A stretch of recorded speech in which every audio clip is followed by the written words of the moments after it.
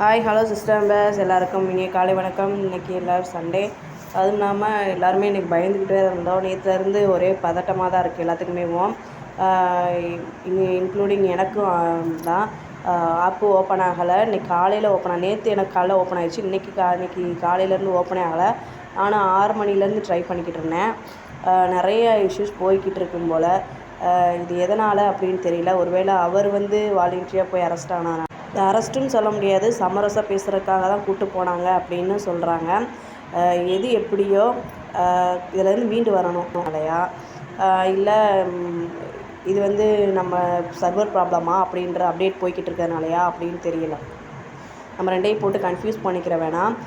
Maximum server ப்ராப்ளமாக தான் இருக்கும். அதனால தான் அந்த மாதிரி பிரச்சனை இஷ்யூஸ் ஆகும். ஆனால் இன்றைக்கி காலையில் 7:10 மேலே இருந்து ஆப் ஓப்பன் ஆகிடுச்சு. ஸோ போடாதவங்க டக்குன்னு போட்டு முடிச்சுக்கோங்க. ஏன்னா அகெயின் திருப்பி இந்த மாதிரி ப்ராப்ளம் வர்றதுக்குள்ளேயும் நம்ம போட்டு முடிச்சிட்டோம்னா ஒரு வேலை முடிஞ்சிடும். ஒரே கேப்சா தான் இன்றைக்கி, ஒரே கேப்சாவில் போய்கிட்டுருக்கு. கண்டிப்பாக எம்டியோட ப்ராப்ளம், அவரோட இந்த கேஸோட ப்ராப்ளமும் சீக்கிரம் முடியுன்ற நம்பிக்கை தான். ஏன்னா ஏற்கனவே பேசாதவங்க கூட நிறையா பேசுவாங்க. அதுவும் இதை பற்றி நம்மளை நிறைய கமெண்ட் பண்ணியிருக்காங்க. நல்ல விதமாக கமெண்ட் பண்ணியிருக்காங்க. ப்ளஸ் நம்ம செய்கிறது தப்புன்னு சொல்லியும் இது ஃபேக் அப்படின்ற மாதிரி சொல்லி கமெண்ட் பண்ணியிருக்காங்க.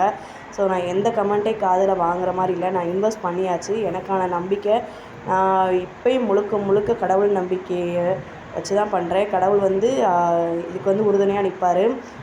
கண்டிப்பாக எம்டி சார் இதில் இந்த பிரச்சனையிலேருந்து எல்லாருமே மீண்டு வருவோம் அப்படின்ற ஒரு நம்பிக்கை இருக்குது.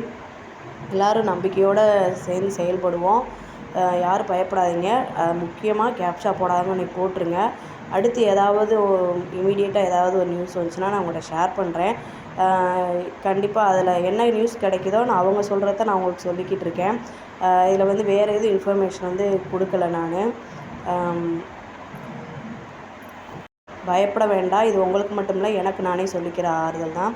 ஒன்றுமே நடக்காது. கடவுள் இருக்கார், காப்பாற்ற. தேங்க்யூ.